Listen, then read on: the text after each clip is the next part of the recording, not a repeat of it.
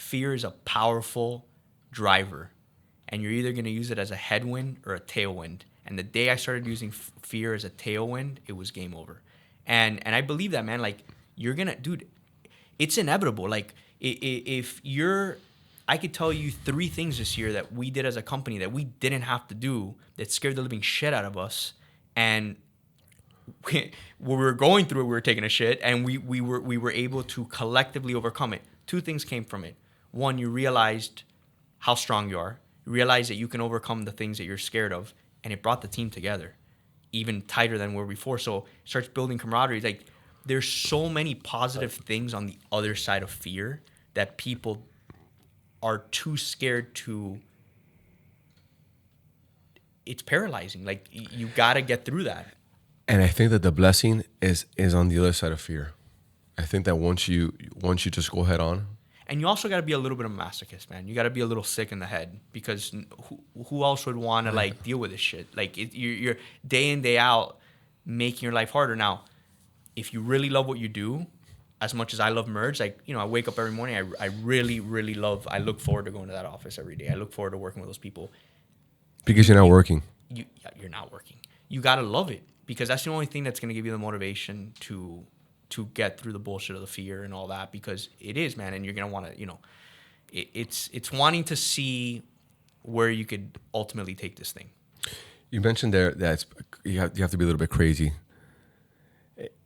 I think that's, I don't necessarily know that the word obsession is a good thing, right?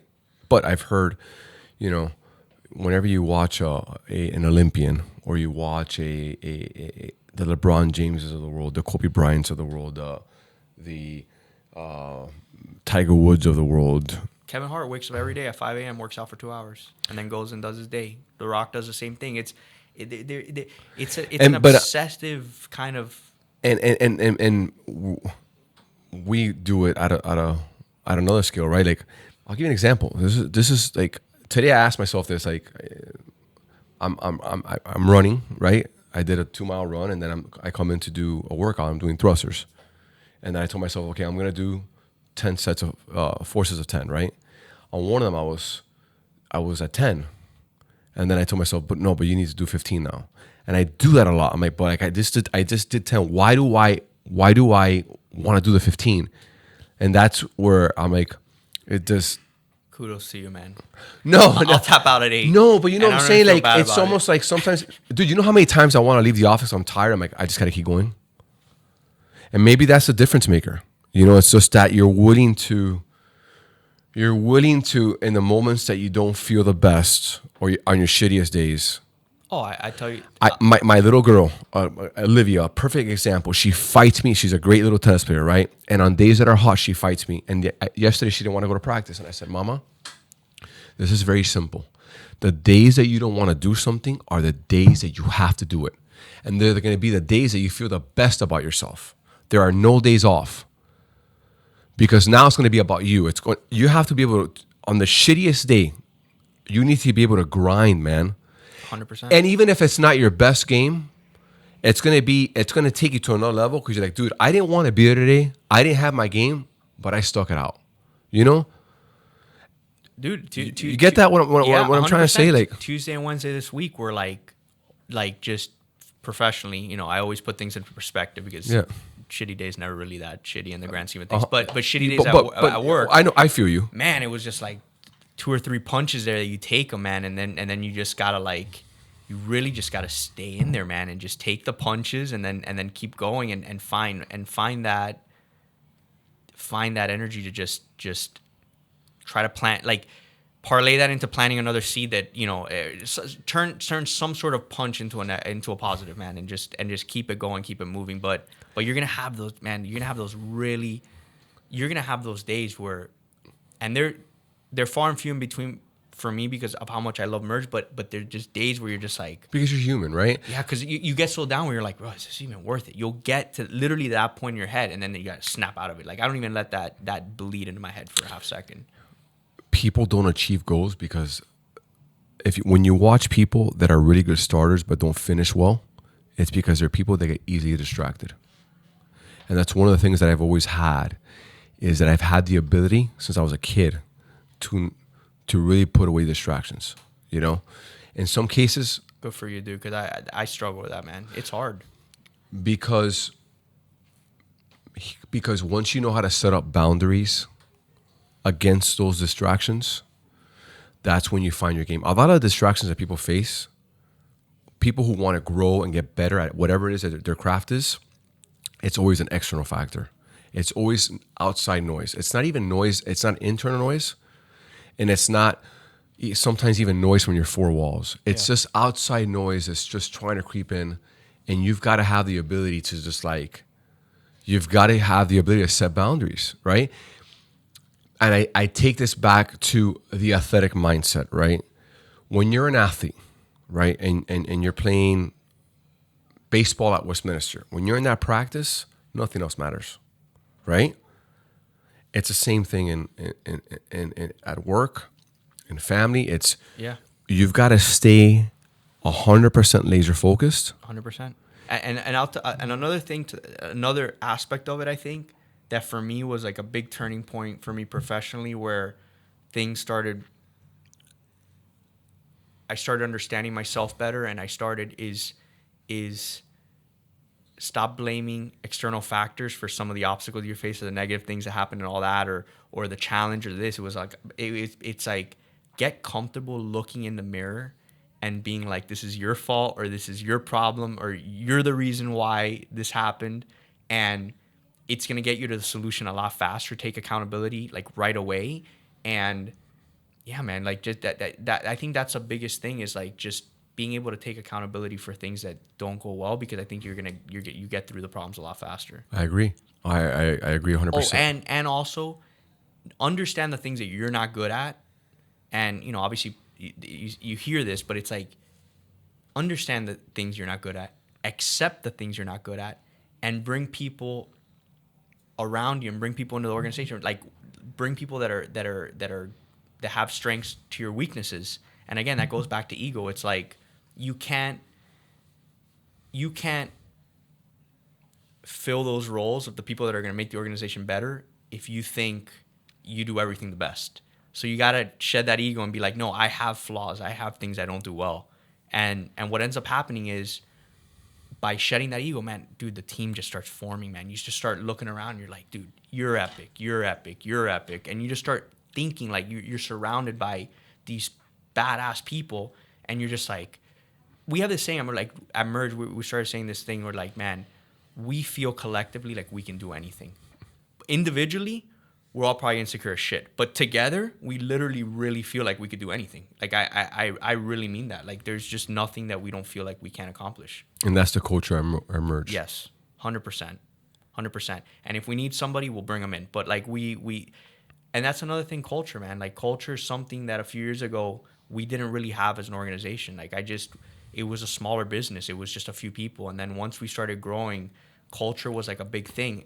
And we started realizing, we have this saying like Merge Maniacs. Like, that's like a thing. It's like there's a breed at Merge. There's like, to work there, there's 100% a breed. Like, it's you have to be a little bit, you have a little, like a screw that it's a little bit loose up here. You know, you have to be a little off. You're manic on certain things. You have like this certain work ethic, this style, the way that you view things, that, you know, no obstacle. I don't know how to explain it, man. It's just like, you know, your DNA as an organization. I'm sure you guys have your own DNA that you kind of know the type of person. You see someone, you're like, oh, that'll work. That type of individual work here. They won't. And it's certain things, like characteristics are defined. Certain things aren't. Some of it's just off of feel, and you just know that person's gonna blend within. I'm a big feel guy, dude. I mean, I'm actually I think I took a test. I'm like 80% kinesthetic, so I learn on feel. We figured that out like 7 years ago. So but you're like a pure empath, dude. I am. Like, I can. So that's a gift. That's why that's why I can sell, but I don't sell, because I can walk into a room. The empath thing is a gift and a curse, man. It's super intense. Me and my wife talk about it all the time. Me and her are like, talk about the empath. Yeah, because I absorb all the great and I absorb all the bad, and I've learned how to handle when I'm absorbing negative energy, because no matter what anybody tells me, no matter what my pastor tells me, no matter what anybody tells me, I can't help the fact that I I absorb, right? So I've learned how to. Well, yeah. I mean, you walk in a room, and But it's also my biggest strength. but 100%. But you walk in. Let me see if I can paint this picture. You walk in a room, and you could already feel the energy. And if it's bad, it starts making you feel uncomfortable. Julian, I can walk into a room and I could probably tell you everybody's story sometimes. It's pretty crazy. Like I can just look at somebody and be like, okay, this is what this person is going through. That's where this person's at. And it's an amazing gift because. So you're saying you're saying you're not necessarily like the best seller. You're more you're understanding the feeling of the room in more. Does that make sense? I don't think like that. I'm not much of an extrovert. Like I don't think I can overly sell merge well. Luckily, there are people that love to talk about merge more than I do. I don't think I'm necessarily like this like extrovert big, thing with merge. But I am an empath, so I do start. I definitely could feel energies and vibes, and I think I go off that a lot, man. I'm like that. It's again, it's my gift and my curse. But being empathetic is not easy. But at the same time, from a cultural perspective, right? Like even here at JAG, we've all, I guess. Going back to the question you said, the culture here at JAG, this has been an evolution, dude. I mean, this has been kind of like it's been a decade now. I actually did the math about a couple days ago. It's been a decade, 10 years. I've worked with Doug and Lewis for 11 years. 11 years of me getting to know somebody, 11 years of disagreements, 11 years of tough conversations, but always the same vision. The vision never changed. And that is why we were able to authentically create a culture, is because whether I agree with Lewis or whether I agree with Doug on something, I'm always going to stay in my lane. Doug's going to stay in his lane, and Lewis is going to stay in his lane, right? And we know that by us doing that, it all comes at the end, at the finish line, it all comes together. 100%. The most difficult part we talk about that a lot. We're like, that's another thing that we talk about a lot. Merge is like, everyone needs to be confident enough to stay in their own lane and not try to jump into other people's lane, because that's when there's tension, things like that. But to your point, it's like when everyone stays in their lane, is confident to stay in their lane, and trust everyone in the individuals in the lanes next to them and all that, man. That's when it runs like a well-oiled machine. That's when all the gears are running flawlessly and all that. I relate baseball out to business because baseball to me is the most individual team game that exists, right? Because I go up to bat, right? But my teammates can't swing the bat for me, right? I have the ability to go up to bat and read a pitcher and see how the defense is playing and try to, and I can change my approach to the plate or whatnot. And it's just like in business where everybody needs to be able to do their job. And if they execute their job, then the whole team comes together, And it's the same thing in business. Now, the toughest part, I think, for you and I as a quote unquote business owner is to be able to identify who our players are and what their strengths are. And that's been the hardest. I mean, I think a year and a half ago, 2 years ago, we were 4 people, and now we're 12. And man, 12 different characters. Dude, I just told you I'm an introvert. That's an empath. You know how hard that was? This has been the most stressful year ever. Just understanding how everyone works, how everyone communicates, understanding everyone's not like me. Not everyone communicates like me. Everyone communicates differently. Everyone flows differently. Everyone has a different workflow as how they achieve getting from point A to point B. Understanding that and understanding the big thing, again, going back to these books and stuff like that, is to stop looking at the world from your eyes out and start getting up here. And like the minute you get up here, you better understand the dynamic of how everyone communicates with each other. And I mean, dude, a lot of this is just, for me, I would equate like the first 5 years of business was like my master's, man. Like I was just getting the bearings, man. That was my master's. It was literally my business master's. I didn't know anything. The school of entrepreneurship. Yeah, like the first 5 years to me of Merge don't matter in the history of the company, because it was just me in grad school. Like literally, it was me in grad school trying things, failing. But they do matter because it was the most important 5 years. Yeah. Of character building for Julien. 100%. Some people think Merge is, 5 years old, 6 years old. They don't realize it's 13 years old. Or But yeah, and the other thing is, man, you got to go through the process of being 23, 24, 25, 26. Not many people are going to trust you with big projects and stuff like that at that age. You got to go through that, like my dad always says, business has to go through a maturity process. They do. And look, we have a bunch of millennials that work here. And it's funny because, 6 years ago, I'm like, dude, these people don't know how to work. They don't want it. And then I took a step back and I'm like, all right, hold on a minute. They're smart. They're creative. They may not have the work ethic that I think we have to an extent, and I don't mean that in a bad way. With that said, is it because were they not taught that? Were they born into a different era? Like I'll give you an example. Like Sean and Olivia, my kids, they think Instacart is nobody. I don't want to say nobody is. I hate saying. Look, man, I don't want to say nobody's ever going to work as hard as you. I hate that saying because people on my team bust their ass and all that. But the reality of it is other people may not have like the unhealthy obsession that maybe me and you have to see these organizations grow. And maybe they shouldn't have, because then you have a bunch of people that struggle with having life balance like to the extent that we do, because I know at the end of the day our families are the ones that sometimes at times suffer because of this entrepreneurial journey. I'm indebted eternally to my wife for the support that she gives me. Ditto. Literally, there's no way I could have done this without her. I always joke with her. I'm like, Merge is my mistress, and if I wasn't married to you, I'd be divorced 5 times by now already. Because it's like, who the hell would deal with my shit? Like, it's not my shit.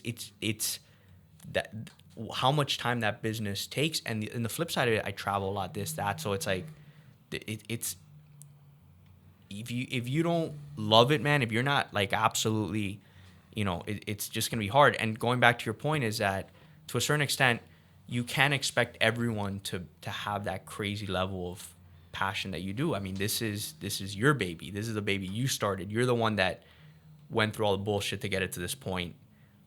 They understand that, but they're still going through that. They're I don't know. It's different. No, I agree. And I look at it more like the Yankees or like Duke basketball, right? It's like tradition. It's like at some point, hopefully one of my personal goals, even though we are a team, but one of my personal goals is to walk in here, 15 years from now and have people that are like dying to work here.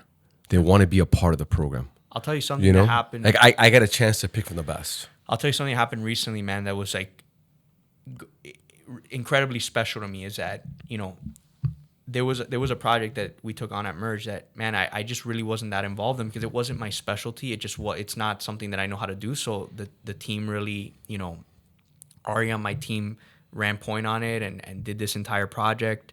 And we had some like interns come in to work on that project. And I didn't, they were there, but they were like offsite and all that. So I didn't really interact with the interns as much as they did and all that.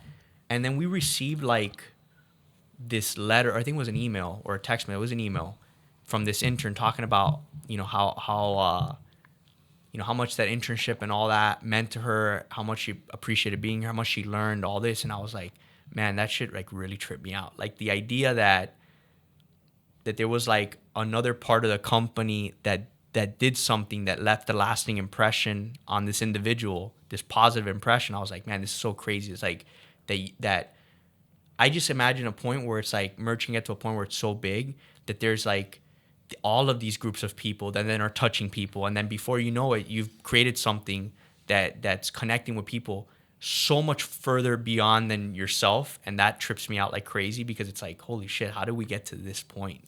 Yeah. Last week I had Raul Ibanez on the podcast, a former Mariner Yankee.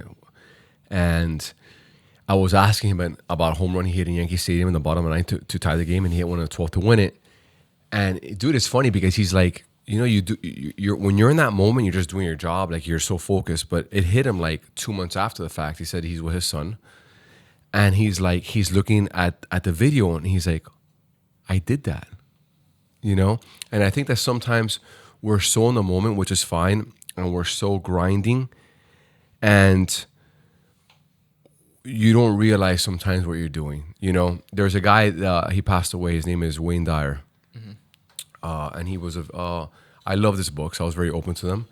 And Wayne Dyer says something that has always, it hit me, and it hit me in different ways. But he said, sometimes you hit a grand slam and you don't even know it. And it's like, man, it's true, because sometimes, you know, your life is going, and then it's kind of like a film, right? When it's kind of said and done, you take a step back and you're like, dude, I hit a home run, I didn't even know it, you know.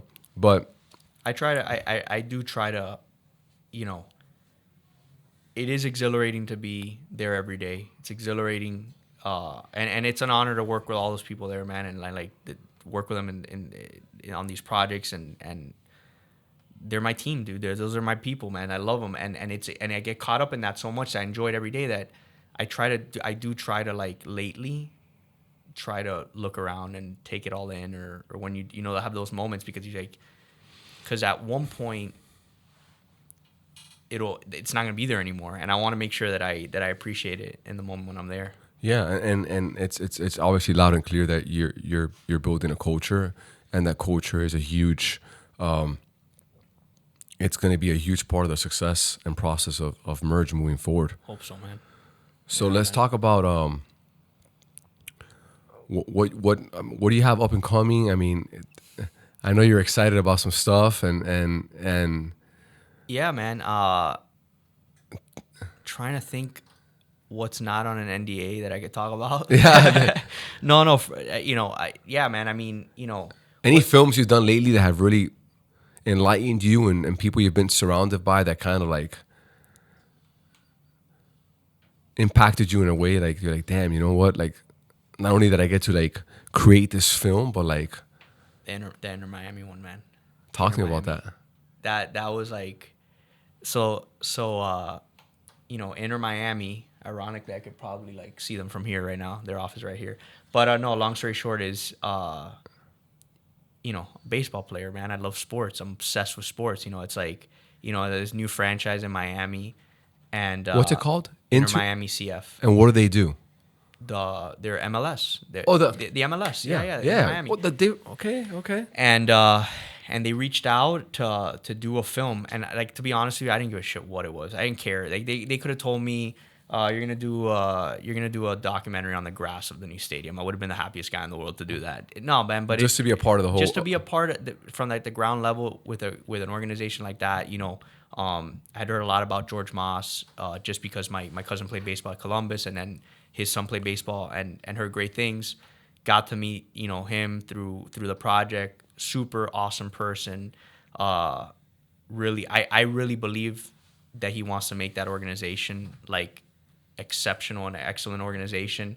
And then nothing, man. They wanted us to do a documentary film about like the making of their logo, and that was like a dream come true, man. I mean, you know, it was just to work with you know, interview George Moss, interview the designer from New York, which also happened to do the Milwaukee Bucks logo, this guy Kimu, get to interview David Beckham, have him talk to us about like the logo, they're passionate about the organization. And I think the coolest thing is that we basically took their logo and shot the inspiration about, so it was like the pink sunrise. So we went out to the beach in the morning and shot a lifeguard with the sunrise, the heron. So we went down to Zoo Miami and interviewed Ron McGill, which was awesome.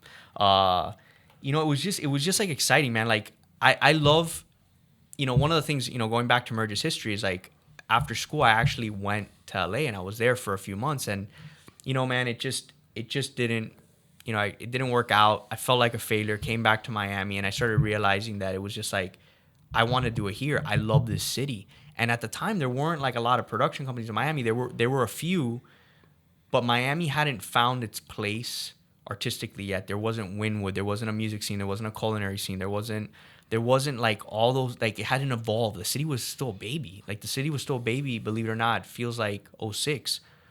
010, it was like, man, a rocket. And we just rode that wave where now there's a ton of production companies in Miami, and you know, I'm so proud to be from Miami, and in hindsight, I'm so proud that we decided to do Merge here, because you know, this city feels like home. This is home to me. This is like, I don't want to live anywhere else. I don't and I get everyone has their opinion. I don't get how people don't like the city. I don't get it. To me, it's just I just love everything about it. And what was great about that Inter Miami job is that we got to share the story of our city, the taste of our city, the flavors of our city, all of that, the way I wanted to tell it through a film. You know, the way Merge wanted to tell it through a film, and so that's what's so cool about that project. And we've since then done a few projects with Inter Miami. And man, like if you talk to me about like one of the clients I'm most excited about, they're really like they're up there, man. That's an honor. I mean, just to work with the Moss Group and David Beckham man. and their team, and I mean, for it's them like to have picked Merge. I mean, I'm sure you had a lot of competition. I don't know, man. I thank God every day that we got them somehow. And look, man, it's like no different than, you know, getting an opportunity to work with the Heat in '88 and building that relationship and still working with them to this day. Like I look at it like that. I always use the word when I talk to them. I'm like, it's an honor to be part of your guys since the inception. I love this partnership where we work together. It's like partnership. Like I want them to know that we're a partner. Like that's the biggest thing. You know, it's knowing that, you know, you're building these long-term relationships with these organizations, man, and you want them to know that you're here to serve them. And that's a big thing too, man. It's like And they're building a culture as well. I mean, because look, they're gonna start a business from scratch, and even though that obviously the Moss brothers and David Beckham, they've been successful. You know, he was successful on the field. Now he's trying to prove his game off the field, and they're gonna get into an arena that has yet to be tested. And we all know that Miami, it's a tough city, man. I'm gonna say this right now, and I love my city, but the diversification is what makes our city great, but it's also what makes it so challenging. But from a sports perspective, like, dude, we're the worst fans in the world, man. We are. I mean, when people are winning, we're there for the most part. You know, like the Heat has had their run, and I do think that for whatever reason, the Miami Heat fans have stuck it through more than the Dolphin fans. Marlin fans, dude, I don't know if baseball's dead in Miami, because even though it's a hotbed for baseball, but the Marlins, I mean, if they get 10,000, 15,000 people a night, the thing is, man, the thing is when you know, and it goes back to a great organization, man. Mickey and that organization, man, they just focus on culture, team. They focus on, they're never gonna tank. That's not their thing. They're open about it. They're never gonna look, man. Even the last few years after the big three, those guys always competed, man. Yeah, all those games that they lost by 5 points. Those kids were hustling, man. I never felt like I went to a Heat game and was let down. Like, you know what, man? We lost a lot of games, but those kids were hustling, man. That culture was there. You could see it, man. They were limited by talent, not by effort, man. I mean, you have Mickey Harrison, you have Pat Riley, the Don, you know, and talks to you about leadership, man. You know, it all got, you know, one of the things that I've learned is everything starts from the top. You know, Doug Lewis and I are responsible for everything that happens here, the good, the bad, and the ugly. It's also taught me that for the first time ever, I used to think, because of the pressure I feel now in different ways, I used to think that people, like, I didn't think anybody ever worked for me. That's not my mindset, but my team members, but like, whatever, they're employees. I feel like I work for everybody because I'm like, am I doing enough? No, yeah. Am I doing enough for everybody? No, but that's and then I'm like, I'm one person. Like, how do I get everybody better? But that's the biggest thing. That's the hardest That's thing, the biggest man. thing that people get wrong, man. I think people think that, I think the fine line between, like, the fine line, it says, as a leader, the confusion is people think as a leader, they work for you. Bullshit. As a leader, you work for them. You work for them. You need to, a great leader makes sure that everyone on your team has the tools, the resources, the support to do their job to the best of their abilities. At the end of the day, your job is to serve them, period, end of story. That's how great organizations, I think, are built, man. It's a consistent thing that I see in all of the books I read. The ego thing is a consistent thing that I see in all of it. But there's 3 or 4 themes across all of these different books that are all the same. It's the idea that leaders are there to serve their team. Ego, get that shit out of the room. You know, again, I can't think of off the top of my head, but it's consistent, man. I agree, and it's definitely a challenging thing for any, entrepreneur or Dude, and bring in great people and get out of the way, man. Just get out of the way. Let them do their job, dude. that's And I've that's the always hard- said I love to be the dumbest guy in the room because that means that I'm in the right room. I love that. And anytime that I walk into somewhere and I feel like, all right, I'm pretty much gonna like run this entire conversation. I'm gonna be the key man. I'm like, all right, I'm in the wrong room. Because I'm still at a point where I just want to get better. And the only way for me to get better is I got to be consistently challenged every single day. One of the things that I'm doing here. God gave you 2 ears and 1 mouth. Shut up and listen. I really believe that, man. Just like sometimes, like if you don't have like listen more than talk, man. Just listen, dude. Like just listen to people, man. Everyone, like you just can listen. All the solutions are gonna come out. They're gonna present themselves. You can't have a realization if you're talking. You're not gonna hear something that's gonna trigger the solution if you're rambling. I don't know. I agree. I mean, and that comes to being coachable. It's really how coachable are you, and putting your ego to the side. As we start to kind of wrap this whole thing up, I know that Merge is 13 years. I know you and I have had multiple conversations in the mountains of Colorado as we've skied in some dangerous conditions. Yeah. Thanks to Nate Vedrani. Thank you, Nate. Nate, if you're listening to this shit, I appreciate how you've almost had us killed out there. But that's okay. Julien is not too, it doesn't fall, the apple doesn't fall too far from the tree. Even though I did ski the longest, what did I do this? Long shot? Long shot by myself. 3.2 miles. 3.2. I skied 3.2 miles by myself. I skied about 2 miles of it with a numb foot, just because how cold it was. I know. It was fun. But you are a definition of an entrepreneur. Okay, you really took something from a vision, from a thought, from a passion. You failed excessively. You and I have had conversations where you've been stressed out, where you've had good times. You've had financial challenges. 100%. You've beat them. What advice are you, if when young entrepreneurs who have a vision and want to start up and coming, what are some things you want to share with them? Oh my God. I know. We can take this to a whole different podcast, but Holy shit, man. maybe 2 or 3 things that you think like kind of like, man, like you've got like that you've learned.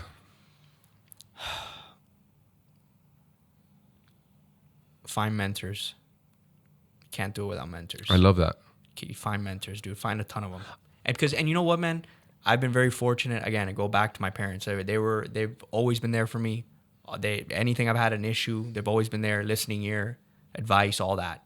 You need more than that, man. And it's not nothing. You need an endless amount of mentors. You need an endless amount of people that you can pick up the phone and ask for advice, and confident enough to find mentors. That's one of them. I love that, and I can relate to that because I think that what people may not notice about me, but I kind of have my team.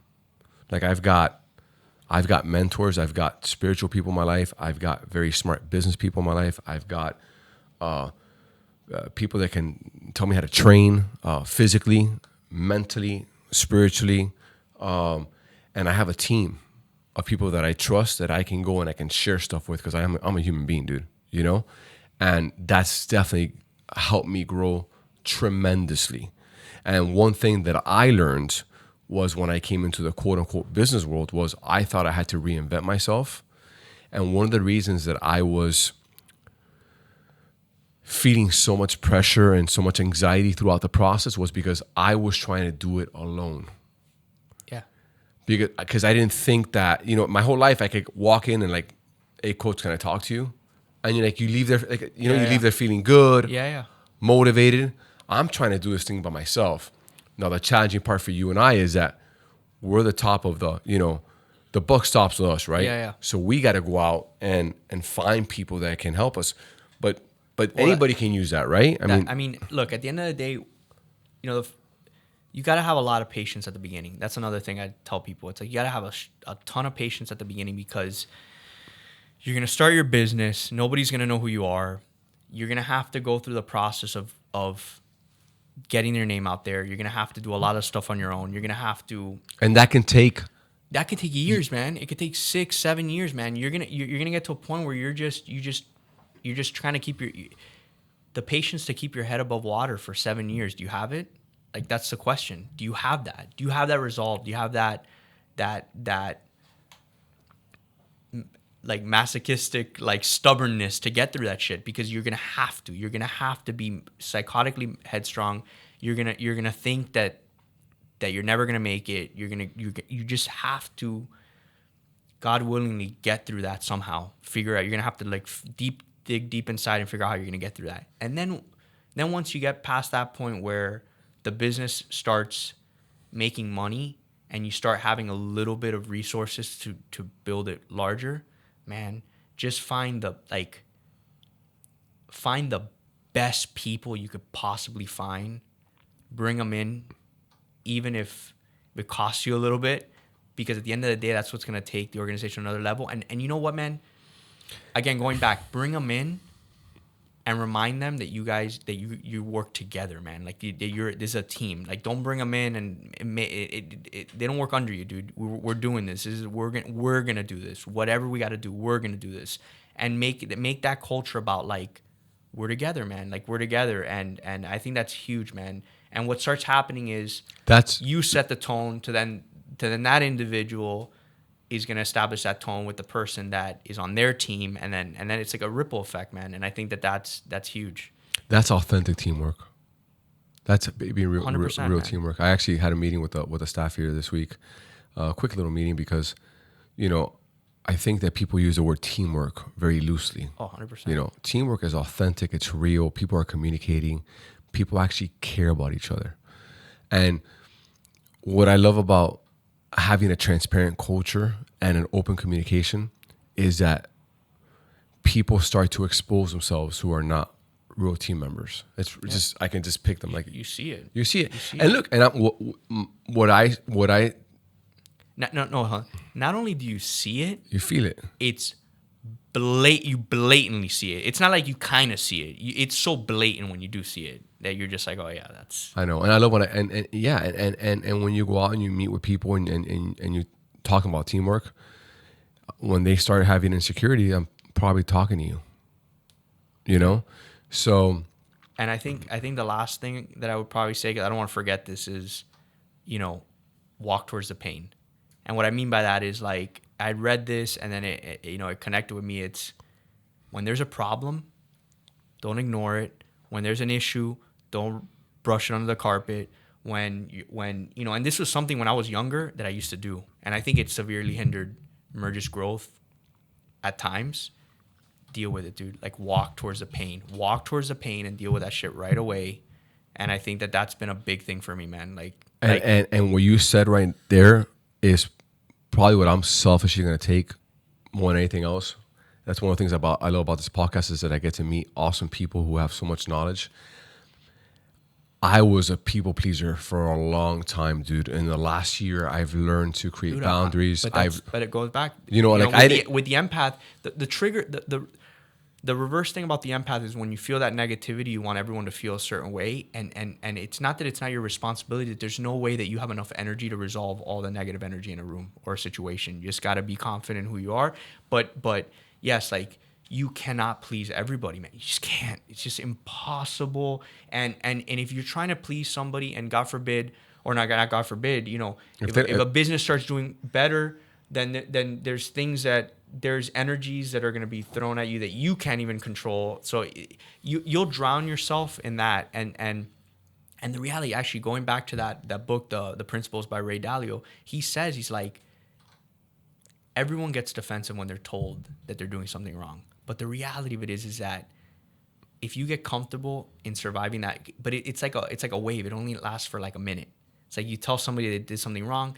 You just got to get through that 1 minute of their defensive mechanism, which is going to thing. And then once you get back, it's smooth sailing, man. Because most people, again, goes back to walk towards the pain. So if you have to deal with something, deal with it. Go through that little be comfortable going through that little window. And then after that, man, your organization and your relationship with people is going to be stronger if you could just be super transparent and honest with them. On and off the field. Yeah. You can utilize that too in life, family, friends, and business. 100%. And it's a great, you know, and anytime I've had an uncomfortable conversation, I usually feel really good after.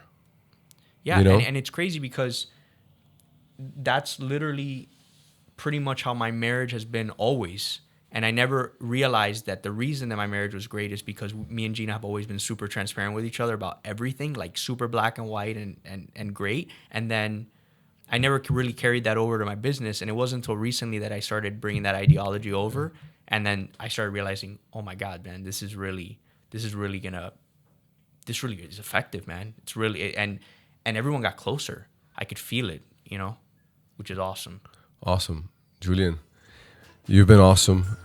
Listeners, if this is the first time you hear about Merge Studios, where can we find Merge Studios? Merge Studios, just like that, on Instagram. You know, just look up Your Merge website. Yeah, Merge Studios. On LinkedIn. Yeah, LinkedIn. Just Google Merge Studios. You see our site. His work is authentic. It's real. It's passionate. He works with some really amazing people. I don't want to state some of the people that you've worked with, but I can tell you guys that the work they've done is tremendous. And Julien, I really want to thank you for being on the podcast, dude, bro. I really appreciate it. Thank you, man. It's my pleasure. Awesome, man.